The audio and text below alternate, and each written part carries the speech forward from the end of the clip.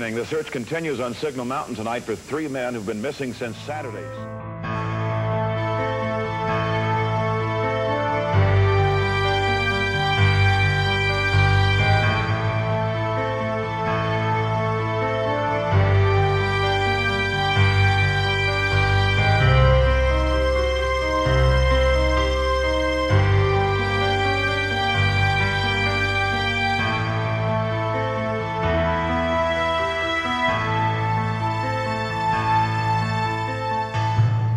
Frank Casteel assaulted or drove off his property 50 people between February and July of 1988.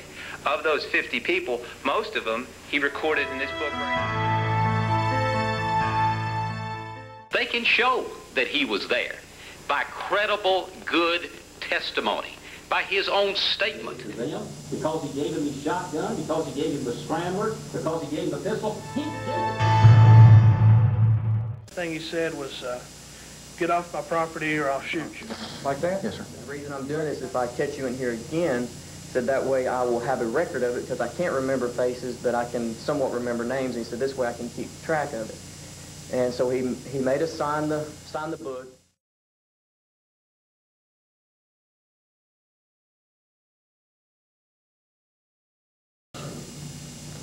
Not just bam, bam, bam. They were like a bam, bam, bam, bam, bam. Started looking around, and we found 2 beds. Looked like deer beds, like where a deer is bedded all night. But then one of them had blood. Passed with 3 or 4 wheelers in it. I don't know which. I didn't look. I didn't know anything. I don't believe that. I don't know. That's the only one I know. That right there looks to be, you know, the face. Like I said, it was dark, you know. Did a lot of stuttering. Blood in the back of your vehicle. She told me they'd taken a pig to the slaughterhouse. That they'd taken a pig to the slaughterhouse? That's correct. How much blood was in the back of this vehicle? At that point in time, sir, I could not positively say that was the vehicle. So now, in mid-May of 1998, you're more sure of what it was 2 months ago, or 3 months ago, or 10 years ago? Yes, sir. You are? Yes. Amazing.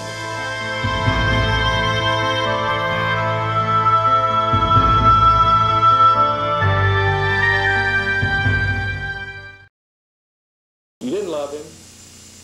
You continued to have a physical relationship with him, and the reason that you wanted to is because of your association with the police and your endeavor to be a spy or whatever to get this information. Yes, yes, sir. Did you have some profit motive? No. Just a good citizen? Yes, no, sir. You didn't think this was a lark? No, sir. You didn't find some humor in all that? No, sir. It was a tedious ordeal. Okay. Difficult for you to do? Yes, and I was scared.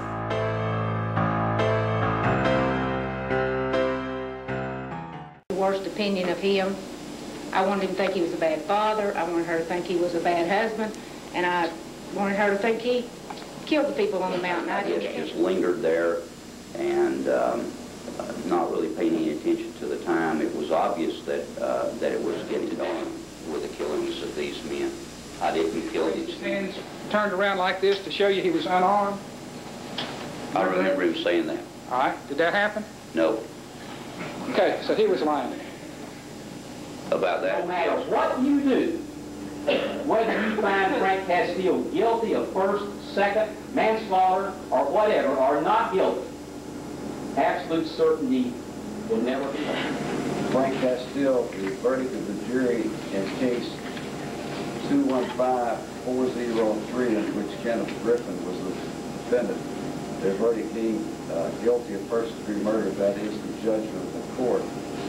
The court sentences you to life imprisonment. In case 215-404, in which the jury found you guilty of first-degree murder, the victim being Richard Mason, that is the judgment of the court sentences you to life imprisonment. And in case 215-405, where the jury found you guilty of first-degree murder, the victim being Earl Smock, that is the judgment of the court sentences you to life in prison. Of course,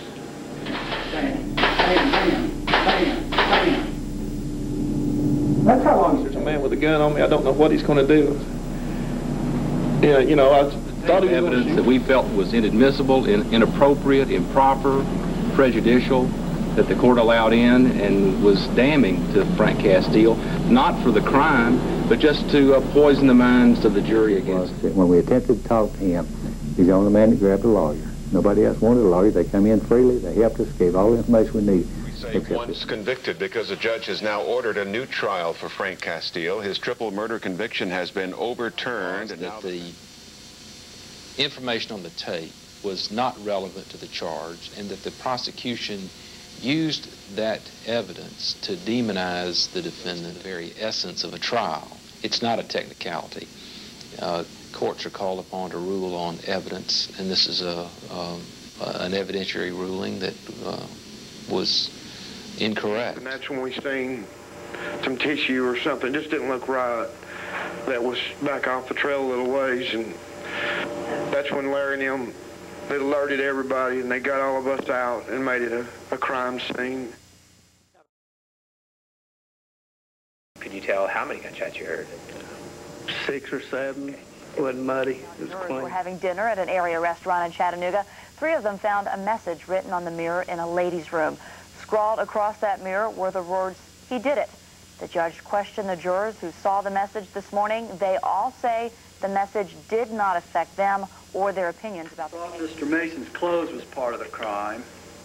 Yes, sir. You thought Earl Smock's and Kenneth Griffin's clothes were part of the crime. Yes, sir. You thought the shotgun was part of the crime. You thought the pellets were part of the crime. So the only thing on here you didn't think was part of the crime are the 3 shotgun shells that this report says weren't fired from that gun.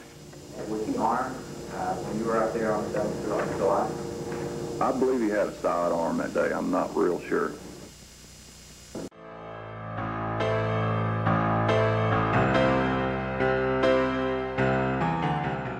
Mr. Cabot didn't read this. He was involved with other things, and he didn't pay any attention to this.